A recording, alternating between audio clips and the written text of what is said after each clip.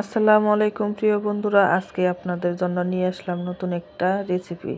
খুব সহজেই বাচ্চাদের টিফিনে বা বিকালে নাস্তায় করে নিতে পারেন এই রেসিপিটা দেখতে যেমন লোভনীয়, খেতেও অনেক মজা। বাচ্চারা বিকেলবেলা এই নাস্তাটা পেলে খুব খুশি হয়ে যাবে। দেখেন, আমরা বেশিরভাগ মানুষই সকালবেলা রুটি নাস্তা করে থাকি। অবশিষ্ট রুটি থাকলে ফেলে দিচ্ছেন না তো, ফেলে না দিয়ে বিকেলবেলা বানিয়ে ফেলতে পারেন এই রেসিপিটা। সকালবেলা রুটি বানিয়েছিলাম, তারপর অবশিষ্ট দুটি রুটি রয়ে গেছে। এই রুটি দেখেন প্রিয় বন্ধুরা, একটু সময় নিয়ে আস্তে আস্তে ভালোভাবে কেটে নেবেন। এভাবে কেটে নিলে ভাজার পর দেখতে অনেক বেশি সুন্দর লাগে। রুটিটা বেশ শক্ত হয়ে সকালবেলা বানানো ছিল, বিকেলে নাস্তাটাই করেছি। সবগুলা রুটি ভালোভাবে কাটার পর চুলায় একটি প্যান বসিয়ে নিলাম। পর্যাপ্ত পরিমাণ তেল দিয়ে নিচ্ছি। তেল গরম হওয়া পর্যন্ত অপেক্ষা করি। অপেক্ষা করার পর তেল গরম হয়ে গেছে, এর মধ্যে আগে থেকে কেটে নেওয়া রুটিগুলো দিয়ে দিচ্ছি। চুলার জাল একটু লো করে নিয়েছি।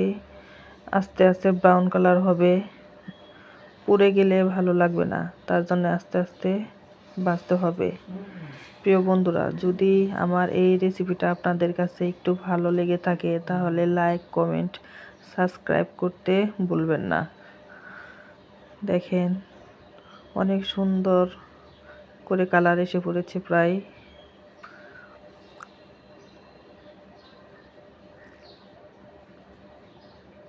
কালার আসা পর্যন্ত অপেক্ষা করতে হবে। আস্তে আস্তে ভেজে নেওয়ার পর এই কালারটা হয়েছে। আর একটু বেশি গাঢ় ব্রাউন হলে এটা পরিবেশন করতে হবে। একটু সময় নিয়ে ধৈর্য সহকারে ভাজতে হবে।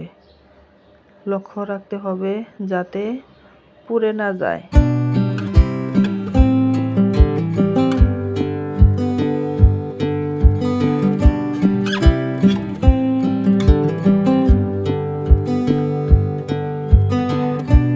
দেখেন প্রিয় বন্ধুরা, ব্রাউন কালার হয়ে গেছে প্রায়।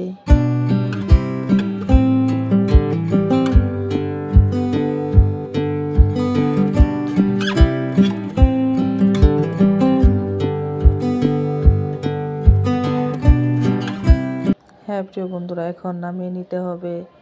নামিয়ে নেওয়ার পর পরিবেশনের পালা। এটা যদি সস দিয়ে পরিবেশন করা যায় তাহলে খেতে খুব টেস্টি হয়। দেখেন, আপনাদের আমি ভেঙে দেখাচ্ছি। ভিতরটাও অনেক বেশি মুচমুচে শক্ত হয়েছে। এই যে দেখেন, দেখতে যেমন সুন্দর, খেতেও অসম্ভব মজাদার। ধন্যবাদ সবাইকে আমার পাশে থাকার জন্য।